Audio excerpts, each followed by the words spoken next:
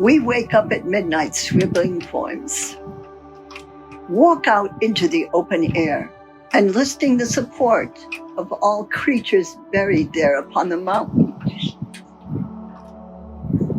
As goddess spoke, uncomprehending spirits flew by of their own accord. Ah, to live with a red-tailed hawk again. Who is Elizabeth Martina Bishop?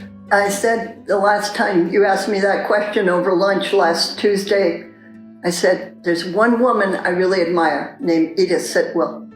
And Edith Sitwell is a poet, playwright, etc., far more famous than I ever could imagine being. And she had a most beautiful Anglican accent.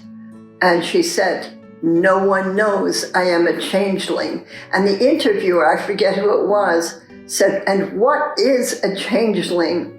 And she did not elucidate on her answer. So people who have studied folklore of the divas and the fairy kingdom and everything know exactly what a changeling is, because there's a story about how children are stolen from the cradle by fairies, and when they come back, they have the most illustrious knowledge of poetry and all kinds of arts. And so I said that was a great answer she gave, because it took care of all the drama critics and all the critics that had ever read her stuff and what they would think of it, because she had been abducted by the fairies and brought back into a realm and was writing from some other world. So otherworldly, I feel I am. And the reason I say that is because I think every elder who reaches the rightful age of 80 plus starts to feel like otherworldly, because it's definitely true. They will be going to another world in due course. Who is Elizabeth Martina Bishop? I got the middle name from my affiliation with a dream I had about being parched with thirst in the desert. And at that time, being Mexican and really, really loving that name. So that's a middle name, but it doesn't really exist. My official name is the same as the Canadian poet who died in 1964, who is a rock star of world poetry, really. And so I needed to have something in the middle of my name that would make sure everybody knew I could never reach the stardom of the original Elizabeth Bishop from Canada. So that's how I am, really just Elizabeth Bishop.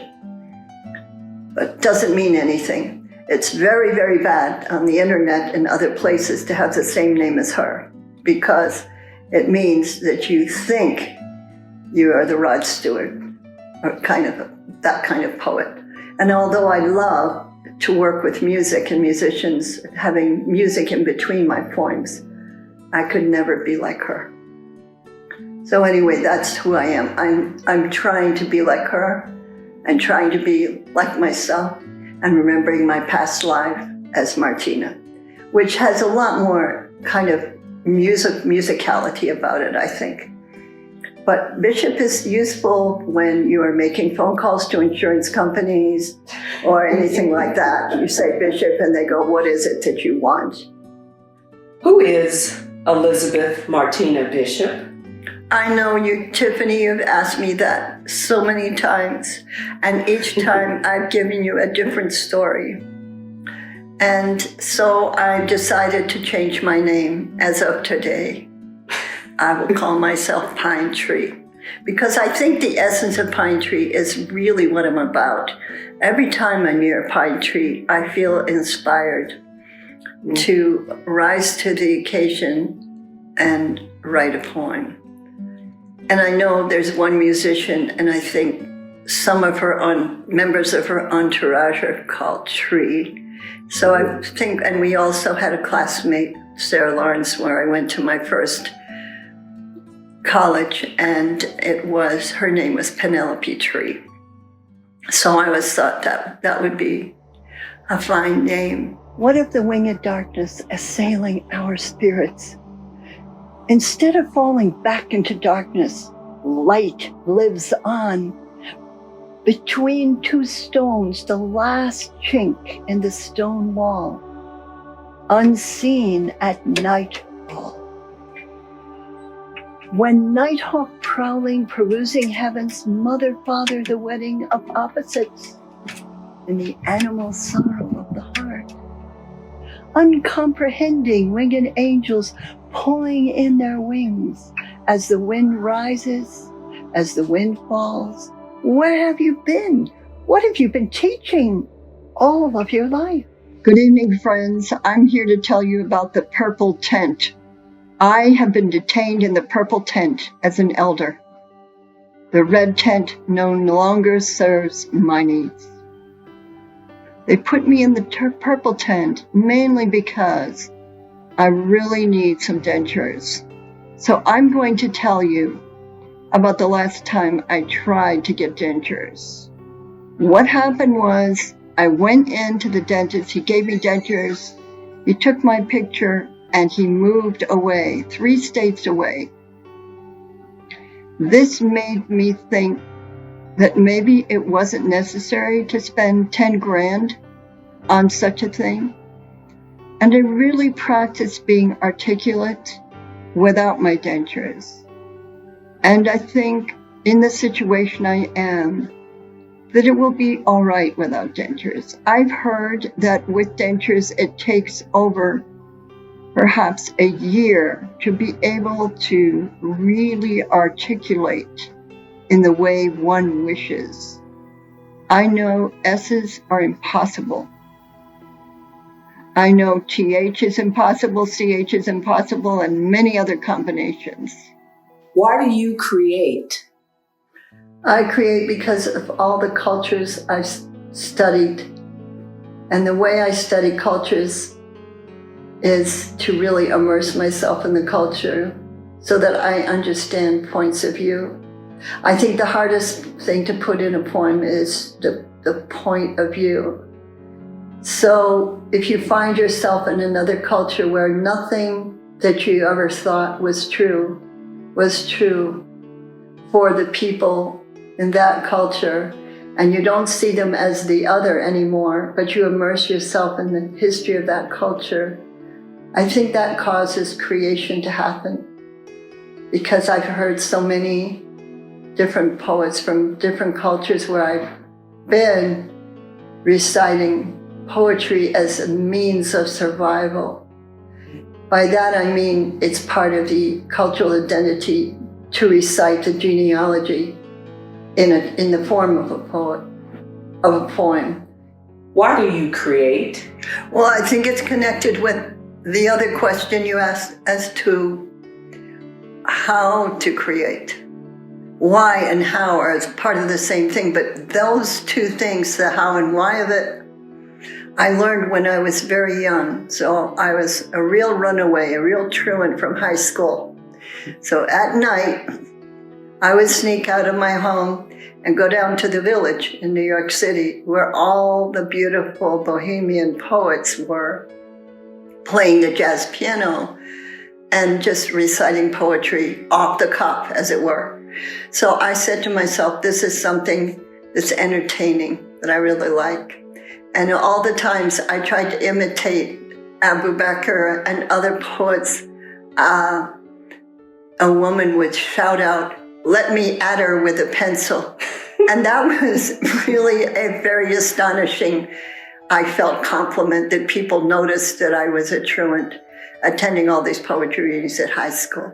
And so that's why I create, is because I think of St. Mark's in the Bowery to a degree, because it was the people who just showed up as an audience at St. Mark's at the Bowery who were so astonishing and listened once a week to poetry.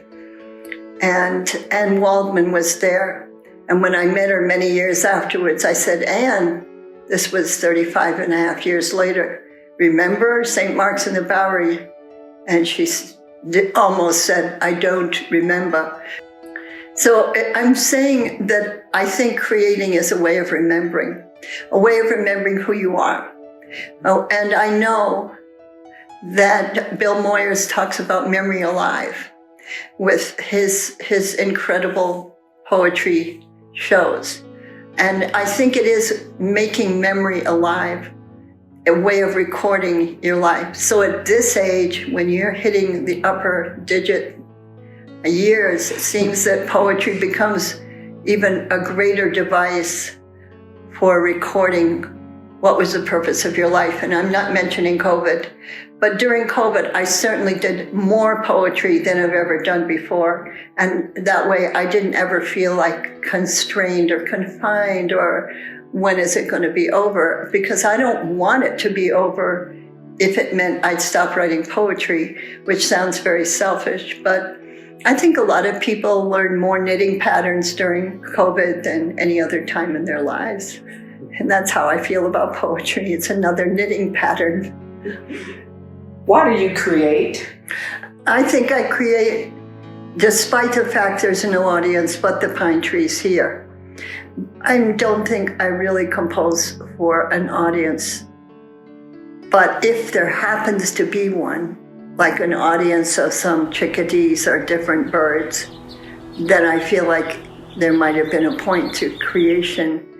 But in the village, when I performed there was an instantaneous response. So if you don't like deferred gratification patterns as regards ice cream or something like that, poetry is not necessarily going to get an awakening. I know I lent a person a book of poems and she said, well, these are poems.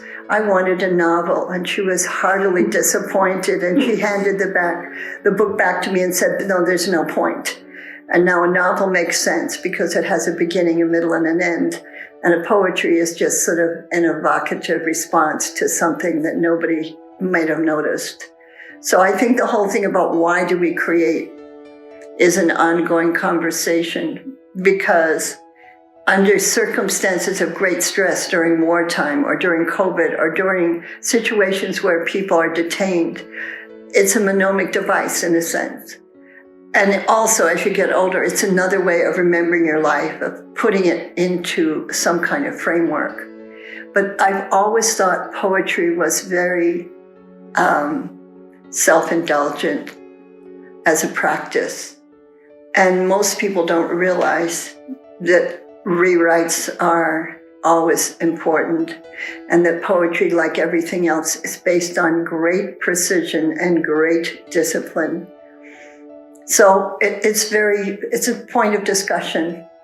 But all I know is whenever I try to write a novel or do ghostwriting, I'm aware of how many words it takes to get through a story.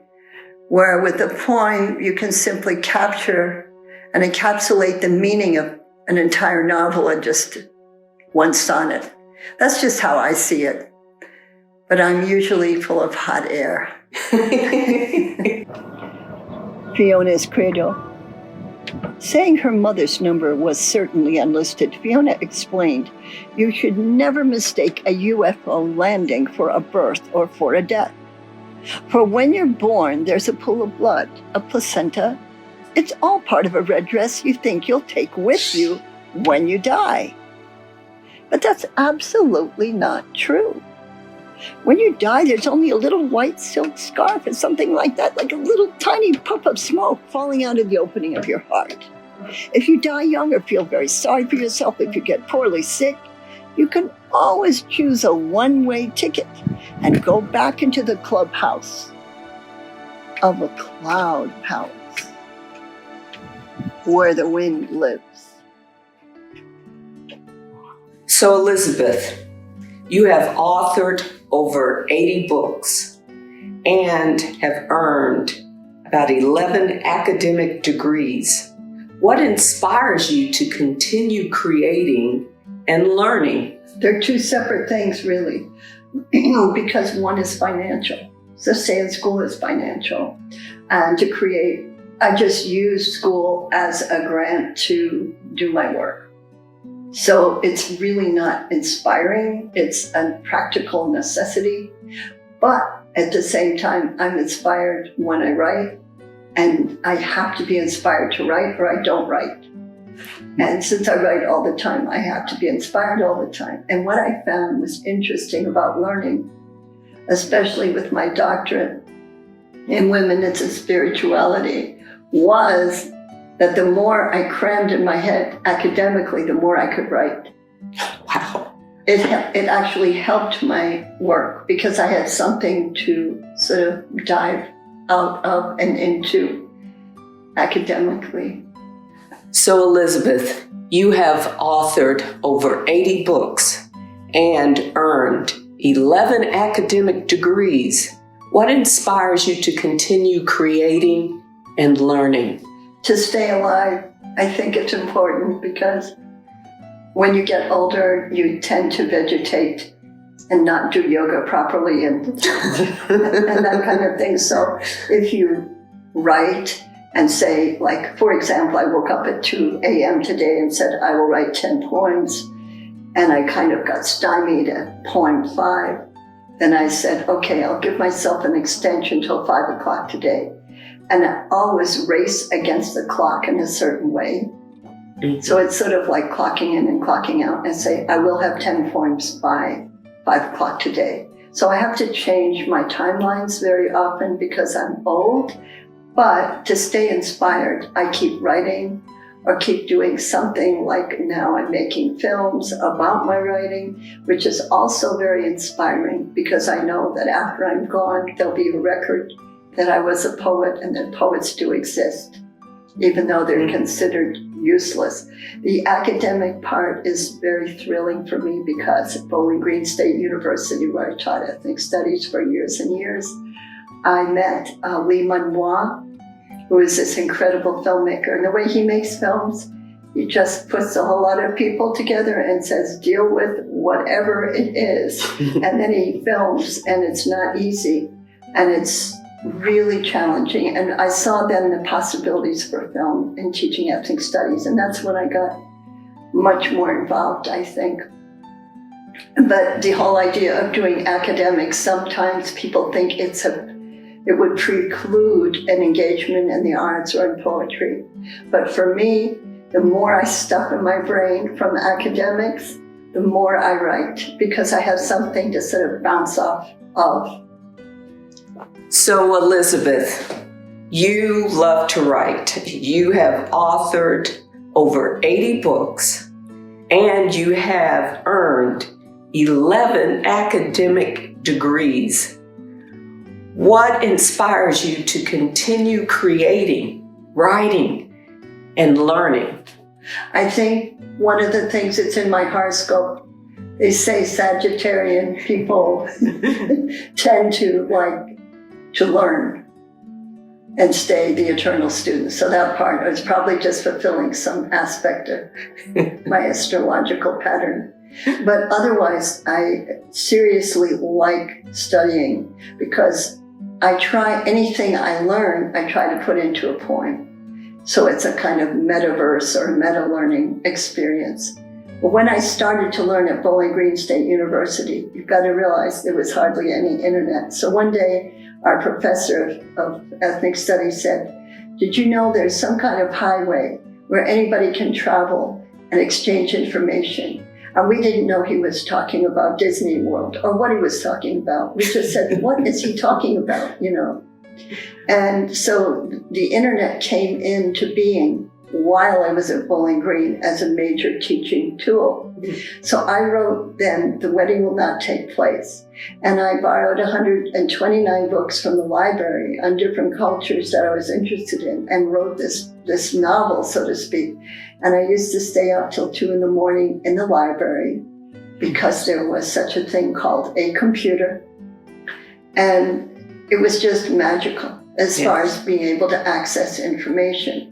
And so I think at that point, that was one of the first books I wrote. And then I began to think, well, I could do more. So it could be just an addiction to a bologna type of sandwich. I don't know. I don't know if I had anything really to say, but because the internet came in during my time at Bowling Green, And because it was new and I didn't grow up with it, I think that has something to do with more books. Because perhaps if I'd grown up with that, I would have said, oh, well, all this access to information, what is it? What is it really? But to us, the students at that time, we were amazed that it opened up worlds for us. Yes. Yes, I can imagine. And we still thought the professor, what was he talking about? So, Elizabeth, I heard, and you can tell the story, that you actually attended school with a famous poet and author of a famous book, The Color Purple, Alice Walker. She hadn't written The Color Purple, and I think the professor that we had was responsible for launching her career. I might say that, and now she today might not agree with me, but Muriel Rukeyser was an amazing poet. And one of the amazing things that happened to her was she had a complete stroke and had to teach by sign language for one full semester that I had with her. And she had us, the thing that she had us do is she had us read one very long poem. There were about 12 in the class. And then she said, all of you, and she did this all by sign language. She didn't say anything. Again, I'm just saying, she said, all of you will remember one line and be able to recreate this poem. And it happened that we could. So one of the things Muriel Rukeyser said when she got completely recovered from her stroke, she said, one day Alice will be very famous. House her. And I was living in a house that was a friend of mine, and I didn't ask her. I just said, Alice, it's your house, it's my house. Yes. So she moved in my house, which wasn't my house. And every day she was writing, and she'd come and pat me on the head and say, how is your writing coming along? And then I'd say, how is your writing coming along? And then the next thing I knew, within a month or so after that, she'd written The Color Purple, and I went in the Peace Corps. I have another question for you, just right off the cuff. I'm worried if it's from off your cuff, but anyway, go ahead. Speaking of pine trees, mm-hmm. Right now, could you create a poem about pine trees? Yes, I could, because I'm looking at some. They're right outside here, and I could say, please. It would seem the pine trees have the answer to every question. Every question a human would be paused to think about. Only the pine trees have the answer. The whereabouts of the spirit, the whereabouts of the inheritance of leaves, sky, blooms, pathway into eternity's heaven. Ah, magnificent. You know that I had to memorize this and sit down for 3 days to make sure my memory's intact and memorize that poem. It's a total setup. I don't think so, because that just came through me spontaneously. You had no idea I was going to ask you to create a poem. How does a poem come through you? What is your process for creating? Well, I think Ruth Stone answered that question very well. She talked about the haying season during the harvest time, and how if a poet had a poem coming through the air at them, and they were doing a bit of haying, they had to run quick to the house and grab a pencil, or the poem would run through their body. So she talked about capturing a poem, and then when I heard her say that, and she was a poet in her 90s when she talked about this, I said, now I know I used to catch butterflies.